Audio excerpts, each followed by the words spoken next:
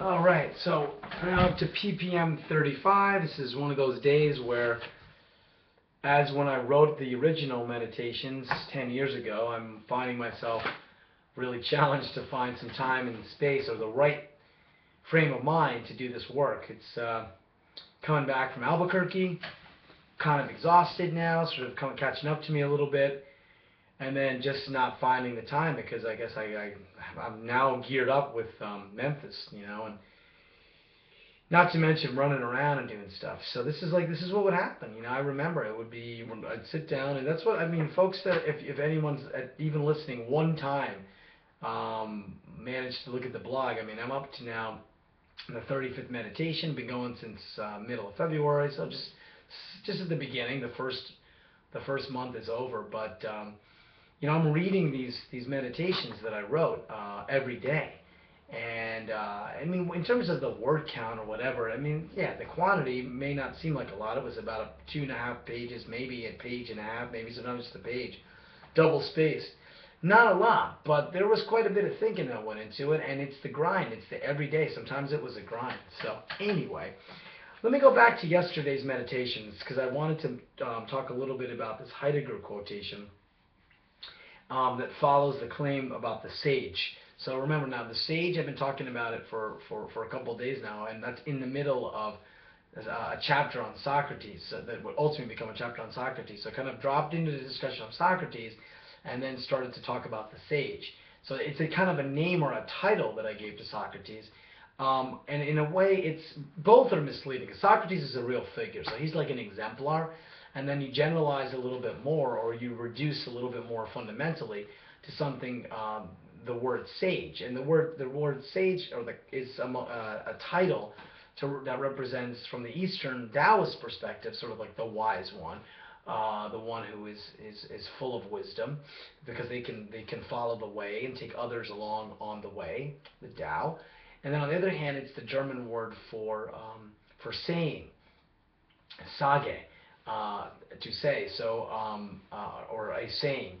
So there is this double play on the sage and saying. So it's this interesting sort of tension between the two, and in the chapter, at the end of the meditation from yesterday, I said the bearing of the sage is what Heidegger calls existence. So bearing here means the bearing in the sense of how they are, right? So you say, oh, your bearing looks, happy, or you have the bearing of someone who is tired, or you have the bearing of someone who is excited, or whatever. So bearing is like a quality or a characteristic of a person in a particular moment. So it's more like a mood that is physically sort of, recognizable. But bearing can also be to hold or to carry. So, one carries, right? One carries one's state of being. That's what it means by bearing. But you also say like bearing arms or bearing a gift. So when I say that the bearing of the sage is what Heidegger calls existence, I'm saying it in these two senses of how they are, how their comportment, as well as what they bring forth. And this goes back now in terms of the gift and the offering, right? So the sage has an offering, and the offering that they have is existence. So what is existence? That's what I wanted to come back to. Existence, capital E-K-S-I-S-T-E-N-C-E. Heidegger says, and this is the quotation, here is not the actuality of the ego cogito. So it's not that the actually existing mind of an individual. Neither is it the actuality of the subjects who act with and for each other, so become who they are. So it's not in any way sort of the mind, both generally and in terms of mind, as well as specifically in terms of a mind, nor is it subject as in a particular person. Existence is in fundamental contrast to every existentia or existence, is ecstatic dwelling in the nearness of being. It is the guardianship that is the care for being. So existence with E-K-S-I-S-T-E-N-C-E is ecstatic, which means it stands out from those particular modalities or actualities of particular people, personas, and it is that modality that takes us into the place that is as close as one can be to being. Remember, there's this ontological difference between being that gives forth the possibility of more existence or of existence in an alternative or different way. So it's what sort of allows for freedom, right? So human freedom is made possible by being, as opposed to beings or individual instances of being. So you have this ontological difference. And existence is the ecstatic dwelling in the nearness of being. That is, it's essentially as close as we can be to an encounter with, well, I guess one way to put it is pure potentiality, but I don't like that because that's not a Heideggerian phrase. It's more of an Aristotelian one. So when he says it is the guardianship that is the care for being, he is indicating that this is the way in which we are recognizing our freedom and our possibility to be, right? So in this being outside of ourselves, we are beyond the particular people that we are, and it's a kind of I don't know what it is. It's the ecstatic state. It's sort of, and it's the closest thing you'll come to having Heidegger talk about like a mystical state or a transcendent state. So this is a very important and complicated word or concept in Heidegger. But he says, interestingly enough, because there's something simple to be thought about in this thinking, it seems quite difficult for representational thought that has been transmitted as philosophy. But the difficulty is not a matter of indulging in a special sort of profundity. So he's kind of like saying, no, don't get too crazy with doing metaphysics or even talking in terms of mystically.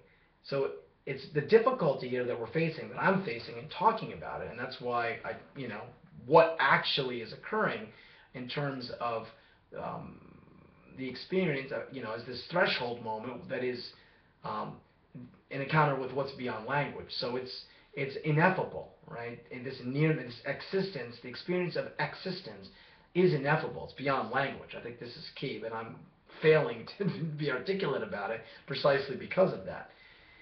You can't talk about it. You can't represent it in language. And as I've been saying all along, what we can do is we can make something as out of the experience, right? And not just out of the experience, meaning out of the experience in the experience, but from the experience. We can take something and do something. We're empowered, right, by the experience. So he says the difficulty is not a matter of indulging in a special sort of profundity or building complicated concepts. Rather, it is concealed in the step back that lets thinking enter into questioning that experiences and lets the habitual opining of philosophy fall away. So we need to step back and let thinking enter into questioning that experiences the ecstatic. So it's this, letting go. This is the falling away of the juridical subject, the falling away of the cogito ego, the falling away of the rationality and analysis, and it's moving into what Heidegger calls thinking. And interesting enough, he calls it stepping back and letting be. And that's, I guess, the phenomenological. Oh, there's the phone. Oh, and that's I don't know who that is. Someone from New Jersey. Okay, so I'm going to move ahead now with reading the meditation from 319. I've already taken about 10 minutes to talk about existence. One could talk a lot more. Okay. So, from 319, 2004. The essence of education is an expression of one of the basic elements of the human condition, or for Arendt, the basic character, natality. We are free, capable of action, of spontaneity, of making new beginnings, of co-creating the plurality that signifies the horizon of beings as a horizon of beings, because we are beginners. To be human is to be a beginner, an initiator, a maker, builder, creator. This is the image, imago, we cast. When it was written that humans are created as images of God, what is meant mostly by this is that as created beings, we are creative beings. We are an image, imago, of imagination, a reflection of creativity. To be an image is to be a counterpart or copy, a symbol or emblem. But it is also a way of appearing.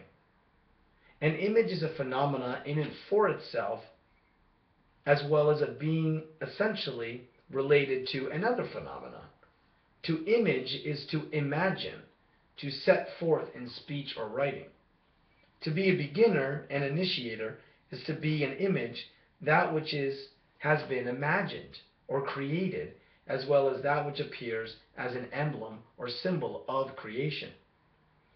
Learning, teaching, as the essence of our relationship with being, places us in the twofoldness of the twofold play of appearance and withdrawal.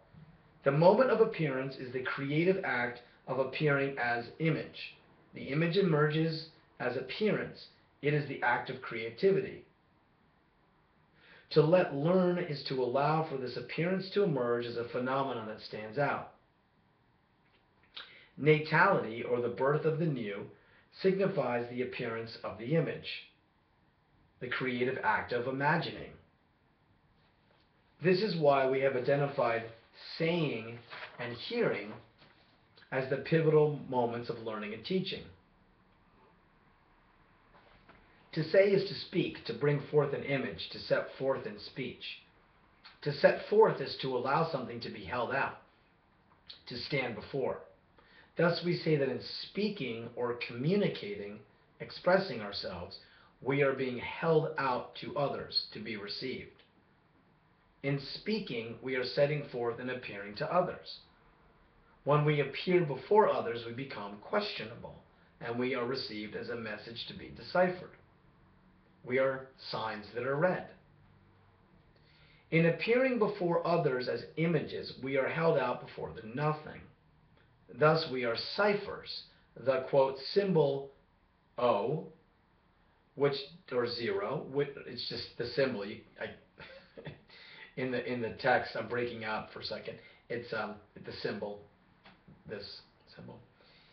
So let me go back. We are ciphers. The symbol, which denotes naught, zero, non-entity. This is the other moment of the twofold play, the moment of concealment, the hidden. For when we appear to others as image, we appear only as we imagine ourselves to appear, as being conceived, made. We are imagined and thus appear as conjectures, non-static, dynamic beings. As imagined, we appear always already related to another and not yet complete. Quote, therefore the sage puts his own person last, and yet it is found in the foremost place. He treats his person as if it were foreign to him, and yet that person is preserved. It's from the Tao, section, chapter 1, I think, book 1, 7, 2. So it's teaching learning is a relational process undertaken as a purposeful wandering, a meaningful sojourn. And if this is the case, then the unfolding of our wandering occurs through conjectural saying. To speak conjecturally and imaginatively, speculatively and creatively is to speak poetically. When we enter the clearing of poetic dialogue, we appear to one another as images, ciphers, incomplete and non-identical. In being held out, we are estranged from ourselves. Thus, in the sojourn of education, we are compelled to leave the comfort zone of our habitat, our habitual abode of being, and remember our capacity to be makers, creators, groundbreakers, pathbreakers. When we break the ground, we return to the root of things. When we break paths, we discover new ways of being together. This is why Heidegger echoes Arendt when he identifies the overcoming of existential homelessness as the remembering or rediscovering of initiative. Natality is the root of being. Heidegger calls the root the Abgrund character of philosophy. It's a quote from him. Abgrund, strictly earth going downwards, unfathomable depths, abyss, underground. Ungrund, unground, groundless ground, and Urgrund, primal ground. Those are quotes from Heidegger. We see our wandering together in learning, teaching, as our releasement from the domestic confines of our habitual ways of being in the world as homo juridicus. We take a new residence in this wandering, and we are welcomed home to the groundless ground or shifting tide by our new neighbor, being. In being welcomed, we are received, and in this reception, we are reposed and reposed. Quote, the excellence of a residence is in the suitability of the place, that of the mind in abysmal stillness. That's from the Tao, 182. To get underway is the mark of our initiative quality. To make, create, and enter a new space, learning and teaching expresses the inceptive character of our being. We're always already beginning, not yet complete. This is the destination of our wandering, our destiny that we received in the tidings. As Lao Tzu put it, the returning to the root is what we call the state of stillness, and that stillness may be called a reporting that they have fulfilled their appointed end. To be inceptive is to express the beginning of action. Our imaginative saying, as the offering of the gift of teachability, is inceptive. As Heidegger put it, quote, insofar as philosophy finds its way back into its inceptual way of being in the other beginning, and the question of the truth of being becomes the grounding midpoint, the abground character of philosophy reveals itself. As such, philosophy must return to the beginning in order to bring into the free space of mindfulness the cleavage of the beyond itself, and the beyond itself, the estranging and always unfamiliar. So, wow. Okay. So, again, the visceral response is, this is like a leap, man. This is one of those writings that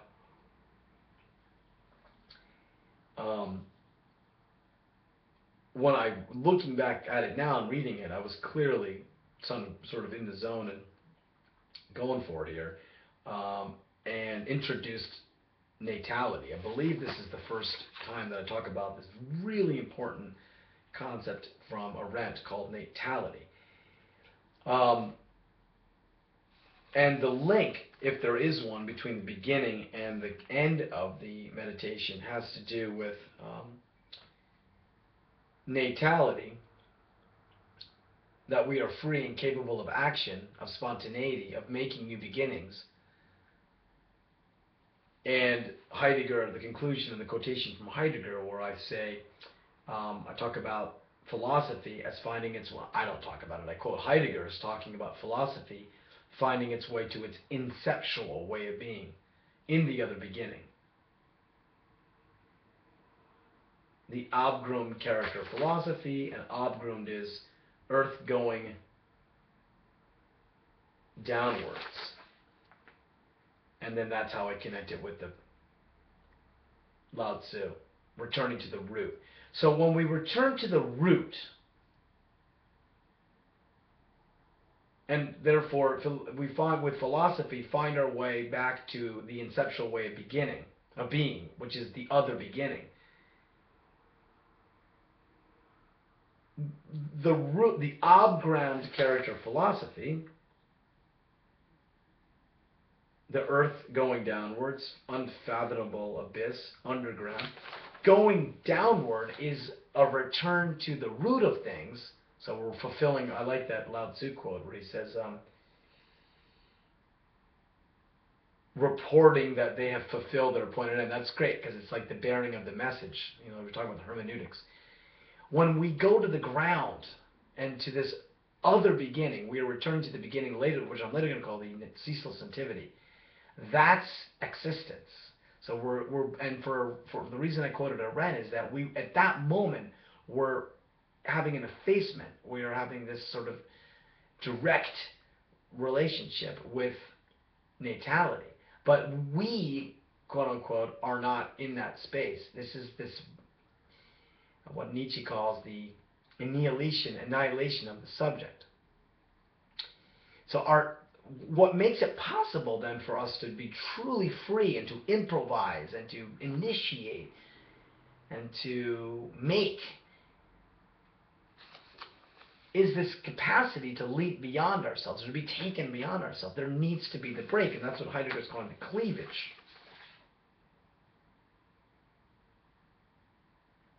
Philosophy must turn to the beginning in order to bring into the free space of its mindfulness the cleavage and the beyond itself, the estranging and always unfamiliar. He's saying, if you want to think, and for him thinking is not the cogito ego, and he's made that clear. If you want to think, if you want to be free, then you got to allow yourself to go to a place that is going to feel estranging but not alienating. It's a different modality. Because in alienation, my understanding of it is, or the way I use that term, it's a very profound sense of oneself as being, well, let's say, existentially homeless in that moment, not having a place. But it's a very keen sentiment and feeling of oneself. This experience that Heidegger's talking about, and that takes us to what Arendt's talking about when she's talking about natality, the experience of natality, of existence, is one that where we, quote unquote, the I isn't there. I mean, this is what I've been emphasizing all along. That's where learning begins in terms of its being a manifestation of freedom. So the cleavage is the breaking beyond myself. And that's why it's called ecstatic. So allowing ourselves or to be open enough and being taken into that place is to experience like the sort of pureness of freedom. And then when we come out of it, we come back to ourselves, we're different, we're changed. We have learned. That's what I mean by learning. Learning is the shifting of the self. And that happens with a break. Nietzsche calls this self-overcoming. But there's a break. That's why I always talk about the threshold. When you go from one room to another, that's an understanding of this movement. But you got to be in the threshold. You got to pass the threshold. But for me, the threshold is like a place that you hang around with. It's not something you just move quickly through. That's what we're doing all the time in some sense, I guess. Heidegger would say we're just moving very quickly. So time is here, and movement is important because it's the slow movement. Psychologically, I wouldn't be able to even begin to tell you what this is about because it's beyond the language of philosophy, at least the way I'm talking about it, to render it in some kind of psychological way. But I know that when I'm talking about it as learning, I'm meaning it in the sense that learning is the possibility of freedom. When we learn, we have experienced freedom. I think that's the sort of most fundamental way I can describe this. Learning for me is the experience of freedom. In this most fundamental way that we can understand it, it is an experience, a showing, where we are shown natality, where we are shown our potentiality and possibility. Now, my colleague Tyson Lewis, I think he talks about this through Agamben as, the state of impotentiality, but it just doesn't do it for me. Because I think he's trying to give an account of our stillness, right? Or we're, being struck dumb that Agamben talks about. And in a way, being struck dumb is kind of a good way of phrasing it, because being struck dumb, or being awestruck, is a way to describe what's happening as we're learning or before we learn. So being in the threshold, being in the encounter of the ineffable, language is suspended. That's another way of talking about dumb.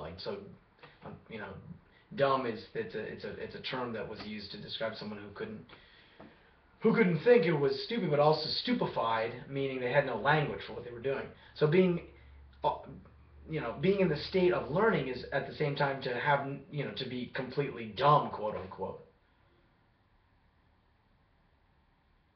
So, this is helpful, but it doesn't quite get to me the sense of how at that moment you're actually, you're only dumb insofar as you're dumb with respect to your subjectivity and yourself and your persona as an individual.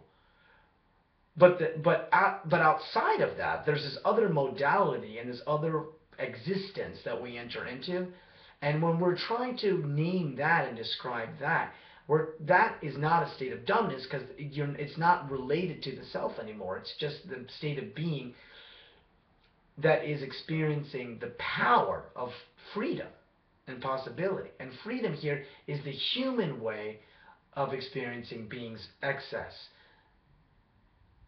the presencing of being. That's our rendering of it. It's the human condition of the experience with being is freedom. So learning is the experience with freedom in this sense. Being and learning is the showing of human freedom. And out of that, the manifestation or actualization of that is what we make with that. So to show that we have learned, that we've experienced this freedom in the most fundamental way, is to make something. And that's why, for me, it's hilarious. The language of accountability and outcomes. I mean, I could completely appropriate that language and turn it on its head, with my ontological and existential stuff that I'm doing. Sure, I'll talk about outcomes, and I'll talk about outcomes that can be measured, but all of the outcomes and the measuring of them and all that's going to have to be done in the language of being. Oh, what's that? Well, you asked for it, I'm going to give it to you. So yeah. All right, so I'm going to leave it at that, and in the end, I think I came around and got something down here that's capturing the spirit of the meditation from 3/19/2004.